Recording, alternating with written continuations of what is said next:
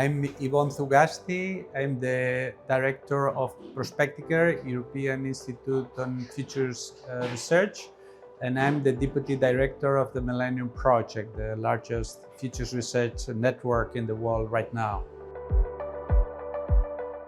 Yeah, the difference between artificial narrow intelligence and artificial general intelligence is like comparing childhood with becoming a teenager. So when you are a child, your parents tell you what to do. You don't have the control of the situation.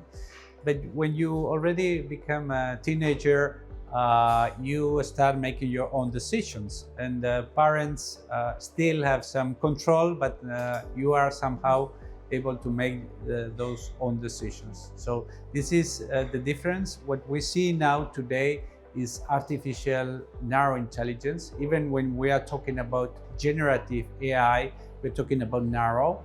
But soon, in 5 to 10 years, we will see already artificial general intelligence. And this will be an artificial intelligence that will have the capacity to make its own decisions, to write its own codes, to design its own future.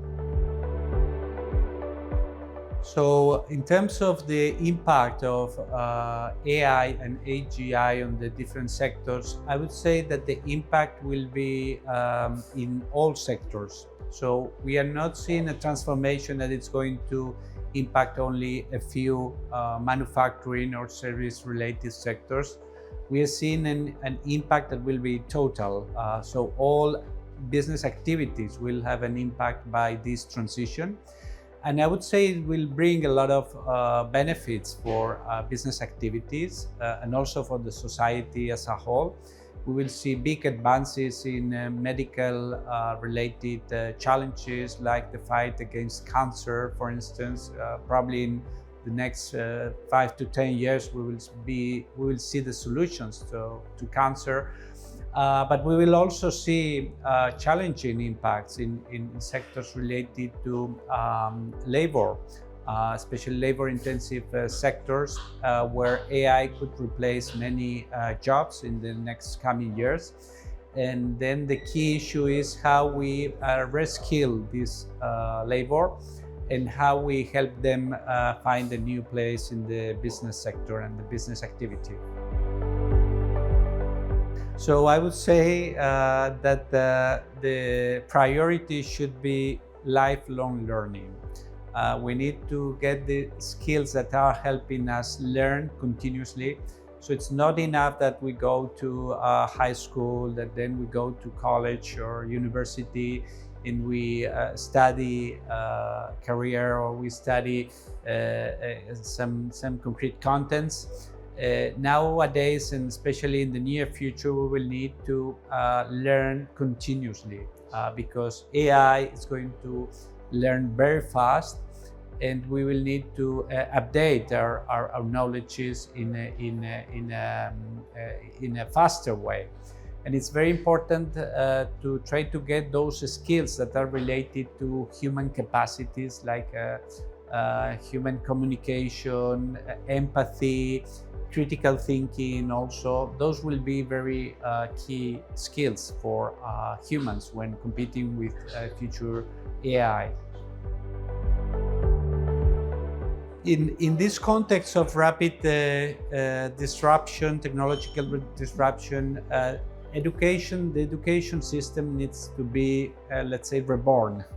We really need to rethink the whole education system, because teaching people from being 3-4 years old to being 18 years old, that's not enough anymore.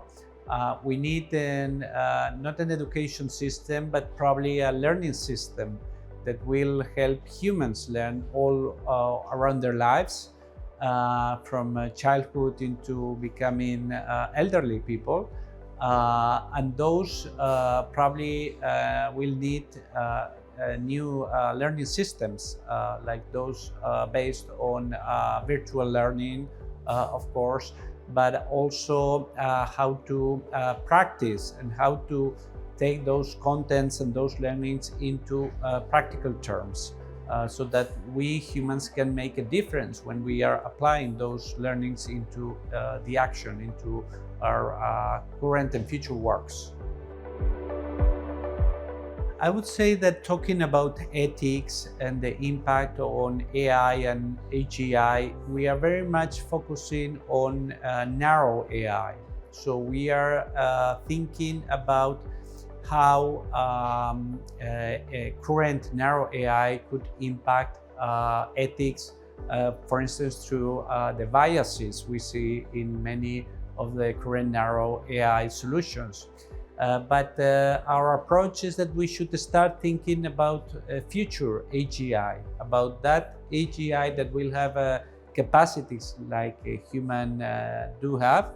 And this means that we not only think about these ethical limits and constraints, but also about the opportunities that this AGI could bring to even also reduce biases that could impact ethical decisions. Sometimes reducing them, as I said, but other times creating challenges and limits to with these ethical barriers. So the key element is that we think not only on the current narrow AI that where we are telling AI what to do, but we think in a future AGI that will have its own values, its own set of principles. So this is very complex, and this is why we need to think how we are going to design this set of values for that future AGI that will have the capacity to learn from its own. Experts say that this transition could happen before than they thought, because I remember 6 to 8 years ago, we were talking to experts and they thought that this transition would happen around 2040s, in the 2040s. But nowadays, when we speak to experts, they admit that this could happen much earlier, probably at the beginning of the next decade, on the 2030s. And this will not happen from one day to the other. This will be a longer transition. But as we are seeing in different AI-related solutions, change is coming. It's been very fast.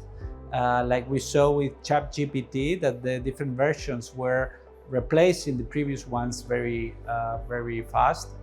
So we need to get ready for that change because I mean there are many regulatory ethics related issues that needs to be solved and planned in advance. This is why we are talking to the UN General Assembly and the Council of Presidents of the General Assembly to try to call for a new General Assembly meeting soon in order to discuss these AGI-related challenges.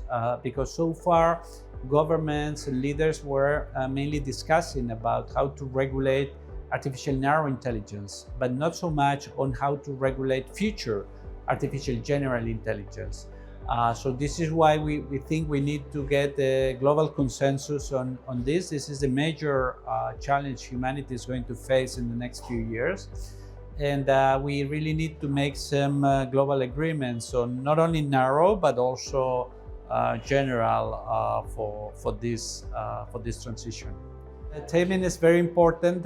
This is a very complex issue. We are aware that it's not only about setting a list of limits, it's about understanding how this future technology will be and getting ready for some measures that could range from governments to developers to business sector to education sector also. On trying to get the best set of strategies that could make this a great opportunity for humanity instead of a threat. We are at the beginning of this big transition, and of course trying to understand what could this technology do in the future, not only what it can do in the present time, So they can, of course, anticipate different scenarios of what could happen, and related to those scenarios, try to design strategies that could take them in the business sector, in the government sector, to the best scenario and to the best situation. Yes, this scenario on the self-actualizing economy was one of the three scenarios that we designed at the Future of Work and Technology 2050 research a few years ago. And in a nutshell, that scenario meant that what we are going to see in the next few years is the growth on what we call autonomous employment. So it's a self-employment case. So we are going to see that employment in the next decades will grow, especially on people who are becoming entrepreneurs, who are working on their own, who are using internet-based solutions to create new markets, to create new companies, to create new startups.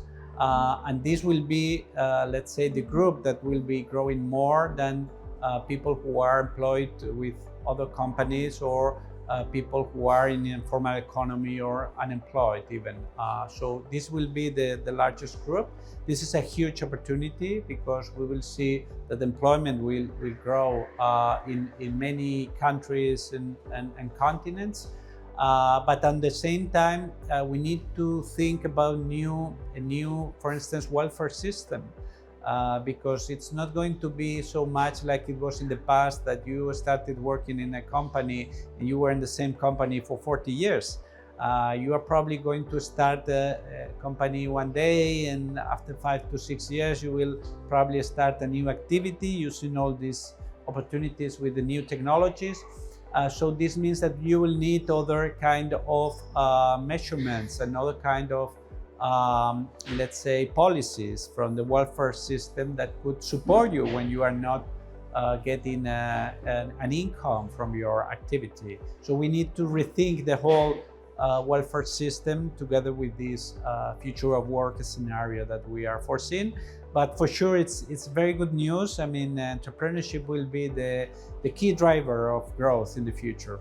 Companies will keep on growing, but we will have more startups than, let's say, traditional companies. So people will not so much look for jobs, they will look for markets, let's say. And they will create new startups, new companies that will be very, very agile and will grow in time. We will see networks who are growing all over. Connected to this growth of AI and opportunities coming from the development of narrow AI and future AGI also. So I think it's going to be a future of a lot of opportunities, but we will need to also change a little bit the mindset of the people to help them evolve from looking for jobs into looking for markets. Well, I would say that related to the resistance to AI and these leading technologies, well, it happened in the past also with other technologies, that societies sometimes were a little bit reluctant to the change. It happened before with the previous technological and industrial revolutions we saw. But at the end of the day, we will see that these technologies will continue being developed. So because sometimes they can put some challenges ahead, but they also bring a lot of very good opportunities for society. I was also mentioning this example with health and the fight against cancer that will be rapidly solved thanks to the development of AI. But we will see also how AI will help us reduce the number of people who are dying in traffic accidents, for instance. So many good opportunities that are coming as a result of the use of massive AI in our society. So we need to show society what are the real benefits, and to anticipate the strategies that could help us get the best from this transition and trying to minimize the threats out of it. I see it as a very bright future, but it's a matter of us anticipating those potential different scenarios and working very hard to get the best out of it. So it's not going to happen on its own. So we need to anticipate what could happen and to work very hard on designing the best strategy to get to the best place.